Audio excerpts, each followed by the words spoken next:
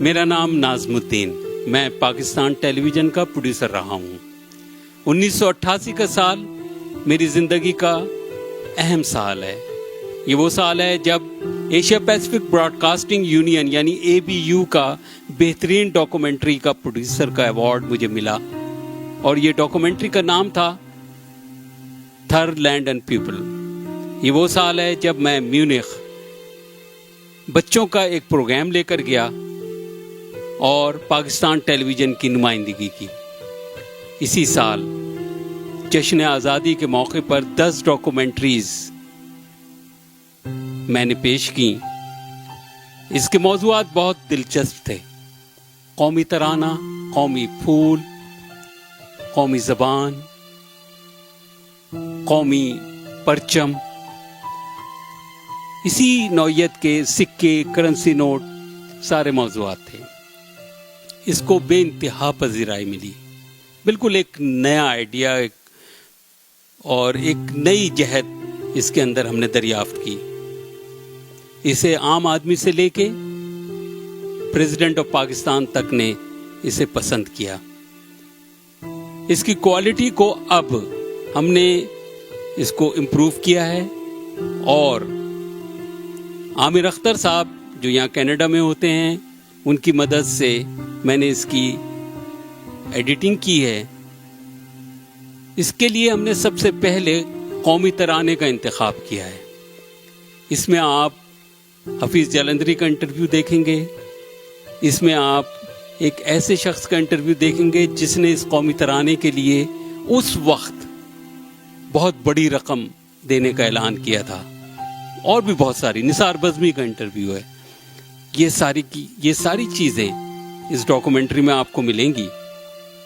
ای میل کیجئے مجھے اور بتائیے کہ آپ کو یہ ڈاکومنٹری کیسی لگی، اور مشورہ دیجئے کہ آئندہ جو ڈاکومنٹریز میں نے ایڈٹ کرنی ہے اس میں میں کیا کر سکتا ہوں۔ آپ لوگوں کا بہت بہت شکریہ۔ ناظرین، اس وقت ہم آپ کے لیے جشن آزادی کے سلسلے کا خصوصی پروگرام پیش کر رہے ہیں، نشان راہ۔ ہمارے آج کے پروگرام کا موضوع ہے قومی ترانہ، جسے آپ کے لیے تحریر کیا ہے ضیاء الرحمن ضیاء نے، اور پیشکش ناظم الدین کی ہے۔ ملاحظہ کیجیے۔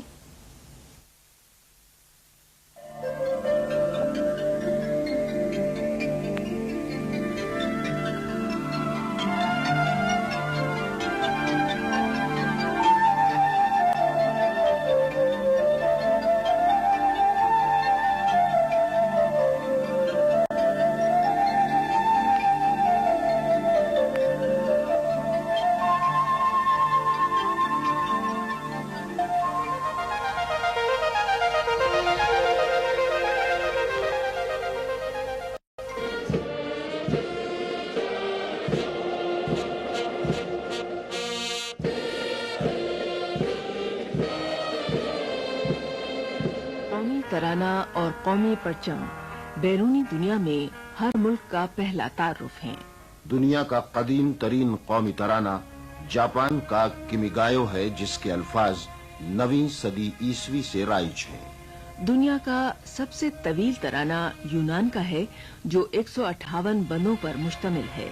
مختصر ترین قومی ترانے جاپان، سین میرینو اور اردن کے ہیں۔ قومی ترانے کے لیے دھن کے ساتھ ساتھ الفاظ بھی ضروری ہیں۔ اسی کے ذریعے عوام اپنے قومی ترانے کی روح سے واقف ہوتے ہیں۔ اس وقت دنیا کے 23 ممالک ایسے ہیں جن کے ترانے محض موسیقی پر مبنی ہیں۔ ہمارے ملک کے قومی ترانے میں دھن اور الفاظ دونوں موجود ہیں۔ اس کی تاریخ بھی خاصی طویل ہے۔ 14 اگست 1947 کو پرچم کشائی کے موقع پر جس قومی گیت کی دھن بجائی گئی تھی وہ یہ تھا: پاکستان زندہ باد، آزادی پائندہ باد، آزادی کا ہوا سویرا، لہرایا ہے سبز فریرا، رب دو عالم شکر ہے تیرا، سن لی ہے تو نے فریاد، پاکستان زندہ باد، آزادی پائندہ باد۔ جون 1948 میں حکومت نے ایک پریس نوٹ کے ذریعے قومی ترانے کی دھن اور الفاظ کے سلسلے میں 5,000 کے 2 انعامات کی پیشکش قبول کر لی۔ یہ پیشکش ایک پاکستانی تاجر A.R. غنی نے کی تھی جو ان دنوں جنوبی افریقہ میں مقیم تھے۔ السلام علیکم۔ میں پاکستان میں کراچی جب پہنچا تو 15 تاریخ اگست 1947 تھی۔ میں نے یہاں آ کر دیکھا تو یہاں قومی ترانہ نہیں تھا، اور مجھے یہ خیال ہوا کہ قومی ترانہ ہونا بہت ضروری ہے۔ لہذا میں نے ایک لیٹر پرائم منسٹر صاحب کو لکھا، شہید ملت کو، اور اس کے ساتھ میں نے ایک چیک بھیجا 10,000 روپے کا in memory of my late father Abdul Rahman Abdul Ghani of South Africa. اور مجھے جواب میں بڑی اچھی انکریجمنٹ دی شہید ملت صاحب نے، اور بلوایا اور کہا کہ یہ بہت جیسچر ان کو پسند آیا ہے، اور انہوں نے سجیسٹ کیا کہ 5,000 روپے یہ رقم میں سے ورڈز لکھنے والے کو ملنے چاہیے اور 5,000 روپے میوزک لکھنے والوں کو دینے چاہیے۔ دسمبر 1948 میں حکومت پاکستان نے وزیر مواصلات سردار عبدالرب نشتر کی سربراہی میں قومی ترانہ کمیٹی تشکیل دی۔ اس کمیٹی کے دیگر 8 اراکین یہ تھے: عبدالستار پیرزادہ وزیر خوراک و زراعت، چودھری نذیر احمد خان رکن اسمبلی، راج کمار چکراورتی رکن اسمبلی، ابوالاسر حفیظ جالندھری شاعر، اے ڈی اظہر دانشور ادیب، زید بخاری ریڈیو پاکستان، جسیم الدین شاعر، ایس ایم اکرام جوائنٹ سیکرٹری وزارت اطلاعات و نشریات، سیکرٹری اور کنوینر ترانہ کمیٹی۔ کمیٹی کو دنیا کے مختلف حصوں سے الفاظ اور دھنیں موصول ہوئیں۔ کئی موسیقاروں نے دھنیں باقاعدہ نوٹیشن کے ذریعے بھیجیں۔ چند شاعروں نے موسیقی کے ریکارڈ بنا کر روانہ کیے، لیکن کوئی بھی دھن یا نغمہ معیار پر پورا نہ اترا۔ سردار عبدالرب نشتر اگست 1950 میں پنجاب کے گورنر کے عہدے پر فائز ہوئے تو ان کی جگہ عبدالستار پیرزادہ کو ترانہ کمیٹی کا سربراہ مقرر کیا گیا۔ 1950 کے اوائل میں ایران کے سربراہ کی پاکستان آمد کا پروگرام طے تھا، چنانچہ قومی ترانے کی تخلیق کا کام تیز کر دیا گیا۔ احمد غلام علی چاگلہ کا شمار ملک کے ممتاز موسیقاروں میں کیا جاتا تھا۔ وہ مغربی موسیقی کے ساتھ ساتھ مشرقی موسیقی میں بھی کمال رکھتے تھے۔ وہ قومی ترانے کی ذیلی کمیٹی برائے موسیقی کے رکن تھے۔ ان سے ترانے کی موسیقی ترتیب دینے کے لیے کہا گیا۔ اس سلسلے میں احمد جی چاگلہ کے بھائی علی محمد چاگلہ بتاتے ہیں۔ ایک مرتبہ یہ کلب میں تھے اور پیرزادہ ستار وہ کمیٹی کے جو ممبر تھے، اچھا، انہوں نے ان کو کہا کہ آپ ایک دھن بنائیے۔ انہوں نے کہا میں تو کمپیٹ نہیں کر رہا ہوں، لیکن پیرزادہ صاحب نے کہا کہ آپ یہ کیوں نہیں کرتے کہ آپ دھن بنا نہیں سکتے؟ اچھا، تو انہوں نے کہا کہ نہیں، اگر آپ چیلنج دیتے ہیں تو میں ضرور دھن بناؤں گا، لیکن ایک شرط پر کہ میں کمپیٹ نہیں کروں گا، اس کے کاپی رائٹ میرے پاس رہیں گے، اور اگر یہ نیشنل اینتھم ایکسیپٹ بھی کیا گیا تو بھی میں اس کا کوئی معاوضہ نہیں لوں گا۔ تو یہ اپنے جب انہوں نے کمپوز کر لیا اور میلڈی بنا لی، اس کے بعد اس نے ان کو آرکسٹرائزیشن کے لیے لکھا، بینڈ کے لیے نوٹس بنائے، اور یہ پہلی مرتبہ جو ریکارڈ ہوئی یہ تو ریڈیو پاکستان انٹیلیجنس اسکول میں تھا۔ نے ایکسیپٹ کیا اس کو، not as a national anthem, لیکن فار دی ٹائم بینگ جیسے انہوں نے ایکسیپٹ کیا۔ تو اس کے بعد جو ورڈ جب اس پر لکھنے گئے تو وہ ریکارڈنگ پیلس تھیٹر میں ہوئی تھی، پہلے سنیما، کیونکہ وہاں پر ایکو کی ارینجمنٹ کہیں نہیں تھی، نہ ریڈیو پاکستان کے پاس تھی نہ ای ایم آئی کے پاس تھی، تو یہ پیلس تھیٹر میں اس کی ریکارڈنگ کی گئی۔ احمد جی چاگلہ نے جس ہارمونیم پر قومی ترانے کی موسیقی تخلیق کی تھی وہ انسٹیٹیوٹ آف سندھولوجی حیدرآباد میں محفوظ ہے۔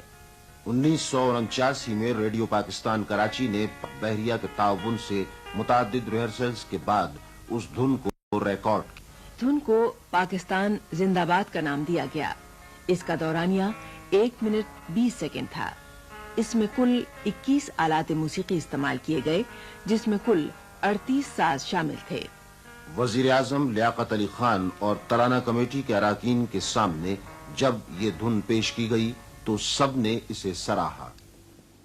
جناب چھاگلا صاحب نے حیران کن بات تو یہ ہے کہ انہوں نے پہلے دھن ترتیب دی جو بظاہر بیرونی ثقافت کی علامت نظر آتی ہے، لیکن یہ ہمارے راگوں پر مشتمل ہے۔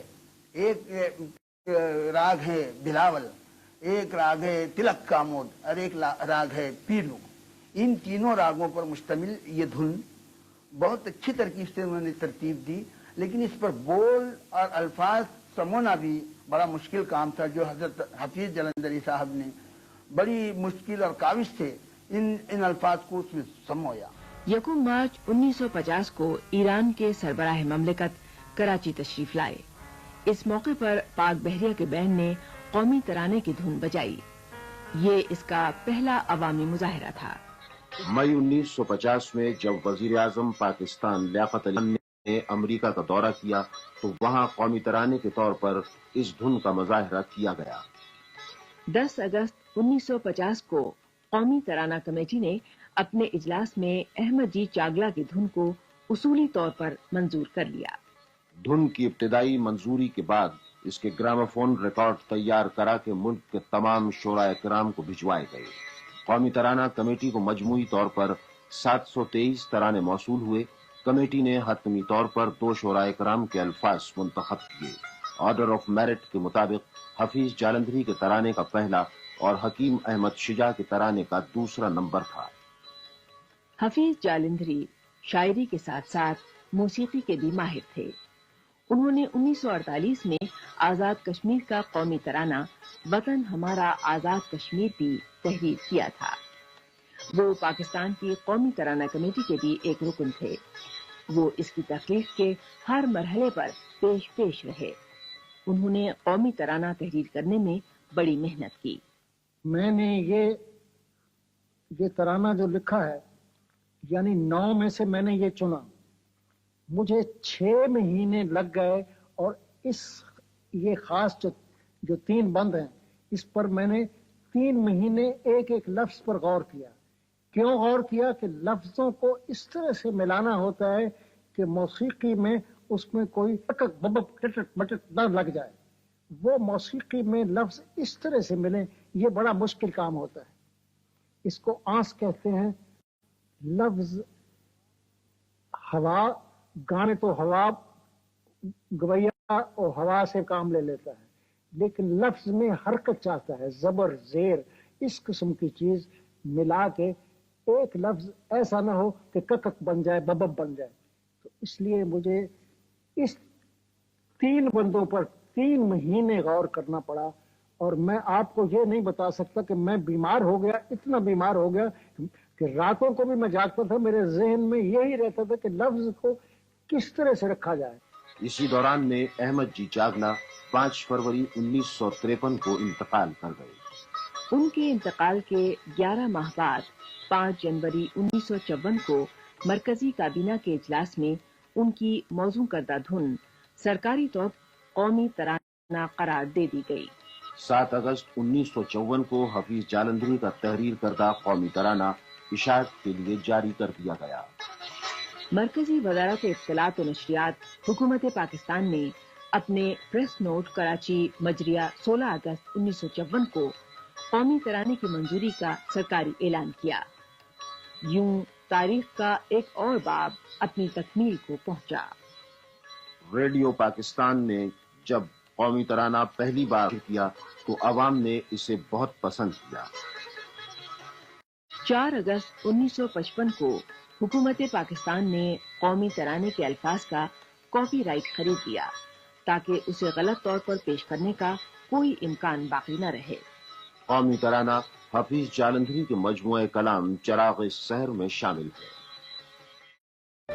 پاکستان کا قومی ترانہ دنیا کے خوبصورت ترانوں میں ایک اہم اضافہ ہے۔ یہ نہ صرف ہمارے ماضی کا ترجمان، حال کا آئینہ دار، بلکہ خوش آئند مستقبل کی نوید بھی سناتا ہے.